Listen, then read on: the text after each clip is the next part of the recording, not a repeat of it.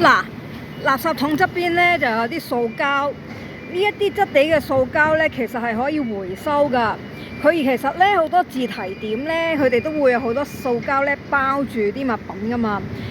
你見唔見佢呢度有個麻包袋嘅？其實咧佢咧淨係留一個麻包袋，裝起晒所有嘅塑膠，等啲咧清潔嗰啲姐姐咧收起嚟做下籃都好啊，好過就咁抌喺垃圾桶啊。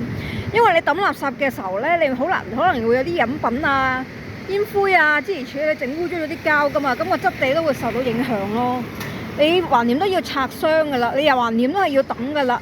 點解唔將嗰啲塑膠擺落個袋度，等啲清潔姐姐去，即係屋苑裏邊嘅清潔姐姐回收咧？